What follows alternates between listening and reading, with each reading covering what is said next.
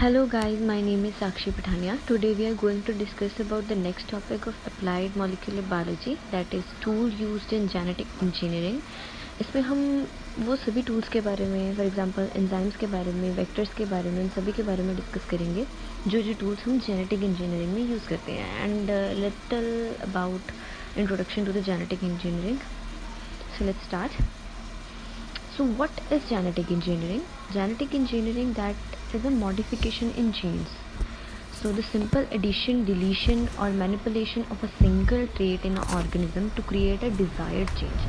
जब हम किसी भी जीन में या तो उसको उसमें से किसी पार्ट को रिमूव करें, ऐड करें, मैनिपुलेट करें, कुछ भी करें ताकि हम उस ऑर्गेनिज्म में डिज़ायर्ड चेंज आते हैं, that is called as genetic engineering. So artificially copying a piece of DNA from one organism and joining this copy of DNA into the another organism, that is done to create a desired change. So basic steps in genetic engineering, we are going to start with the isolation of DNA fragments from a donor organism, then followed by the insertion of an isolated donor DNA fragment into a vector genome to do the replication, and after that the growth of a recombinant vector in an appropriate host. मतलब हमने उसमें से जो भी donor organism है जिसका भी हम डिज़ायर्ड जीनोम चाहते हैं, उसका डिज़ायर्ड जीनोम लेके हम उसको वेक्टर में इंसर्ट करेंगे. दैन इसके बाद उस इंसर्शन के बाद हम उसको एक प्रॉपर होस्ट में ग्रो होने के लिए इंसर्ट कर देंगे ताकि उसमें से हमें रिकॉम्बिनेंट वेक्टर मिल जाए. Okay, so next we are going to discuss about the enzymes, or we can say tools we are going to use in the genetic engineering.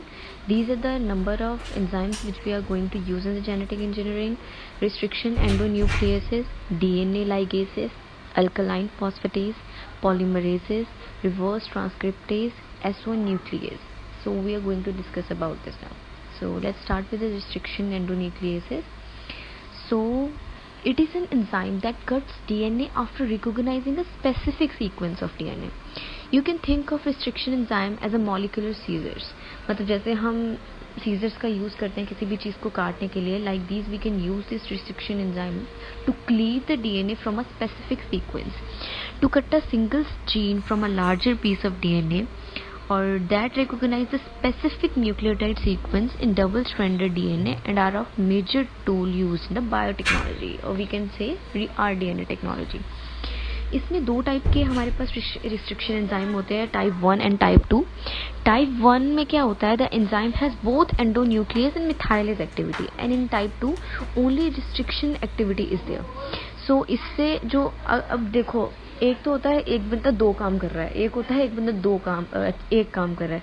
तो whosoever is performing one function that will perform perfectly. Okay, अलग अलग capabilities है, लेकिन मैं यहाँ पे एक simple example देना चाहती हूँ कि अगर किसी बंदे को एक काम दिया जाएगा वो उसको बहुत परफेक्टली करेगा, ठीक है. अदरवाइज उसके पास 2-3 काम होंगे तो वो हौच पौच भी कर सकता है, लेकिन उसके पास अगर एक काम है तो वो बहुत बेहतर से करेगा. तो like this restriction type 2 enzyme have only restriction वाला काम, तो वो उसको बहुत परफेक्टली फाइन करता है और उससे हमारे पास सीक्वेंस बहुत परफेक्ट आते हैं. और इससे जो हमें कट्स मिलते जाए, अब सीजर है, काटना तो है ही इसने, तो हमें कट दो टाइप के मिलते हैं. First one is blunt and second one is sticky end. We can see in this diagram, first diagram show the blunt type of ends and second type is the sticky end. Sticky ends are easily to bind as compared to blunt ends. Blunt ends के लिए हमें different type के ligases enzymes चाहिए होते हैं और sticky के लिए different type के. Okay, so next are DNA ligases. What are DNA ligases? It is a DNA joining enzyme. It is used to join the DNA. जो हमने अलग अलग कर रखे होते हैं ना, जैसे अब हम सीजर से पहले काटते हैं, उसको जोड़ना भी तो है हमें कहीं पे ले जाकर, तो जहाँ पे जोड़ना है दैट इज़ वहाँ पे हमारा डीएनए लाइगेज एंजाइम होता है. So if 2 pieces of DNA have matching ends, ligase on link them to form a single unbroken molecule of a DNA. In DNA cloning, DNA ligase are used to insert genes and other pieces of DNA into plasmids. अब आपको पता है कि मैंने आपको पीछे बताया कि हमारे ब्लंट एंड्स होते हैं प्लस स्टिकी एंड्स होते हैं.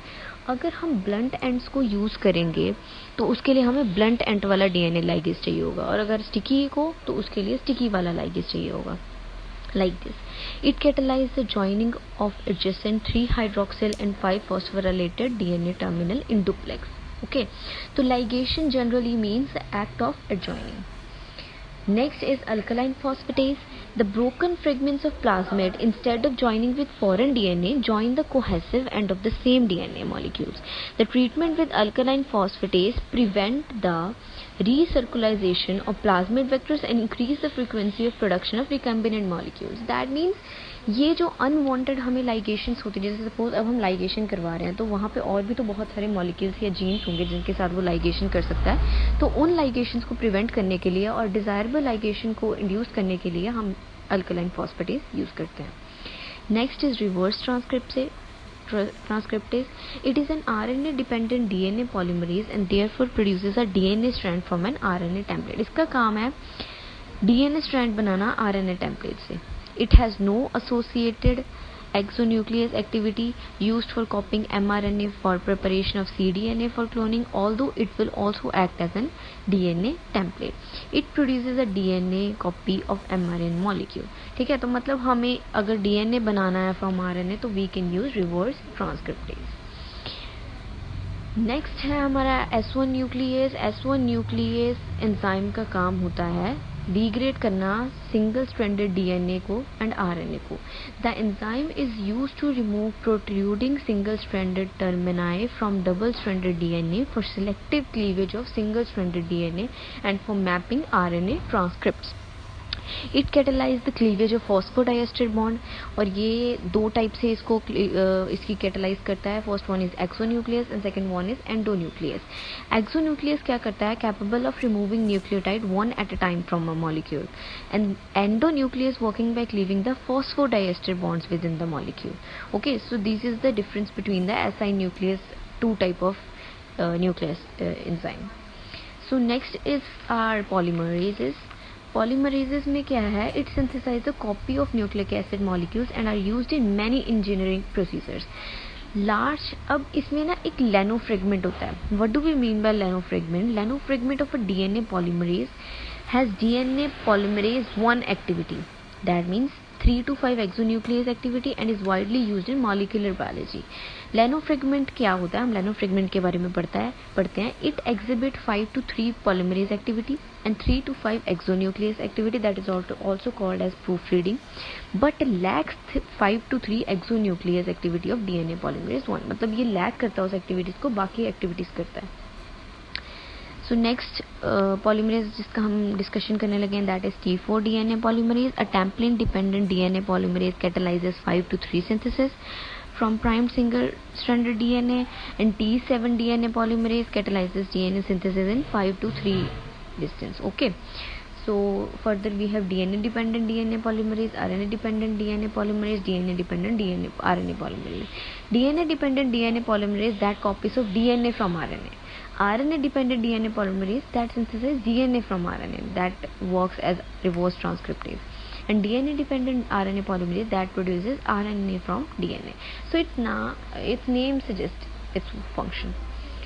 Next are vectors. So vectors, what are the vectors? First we need to study about what, before telling you the meaning of vectors, I am going to tell you that it is a second step in molecular cloning to join the passenger DNA to suitable cloning vehicle. अब हमने अपना enzyme ले लिया है donor organism से, ठीक है. अब हमने उसको वेक्टर में इंसर्ट करना है ताकि वो रेप्लिकेट कर सके, फर्दर उसको RDNA उसका हमें रिकॉम्बिनेंट DNA बनाने के लिए, ठीक है. So what are vectors? These are the vehicles have the property that they replicate themselves and any attached passenger DNA so that the passenger is amplified and can be eventually isolated. 4 type के हमारे पास vectors हैं, that is plasmid vector, bacteriophage vectors, cosmid vectors, BACs and YACs. So plasmid vectors are the circular DNA molecules. These are the small double-stranded circular DNA molecules with bacterial replication origin capable of producing high level of replication. That means हमें plasmid बहुत high level of replication देता है, बहुत ज़्यादा हमारे पास clones करने का capability होती है इसके पास. Next are bacteriophage vectors. These are the vectors which are from viruses that replicate within the bacteria.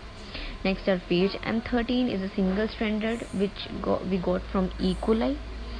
Next are cosmids designed to clone large fragments of DNA and to grow their DNA as a virus or plasmids.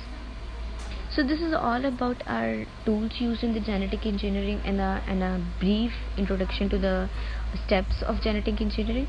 So if you're having any query, you can ask. Thank you.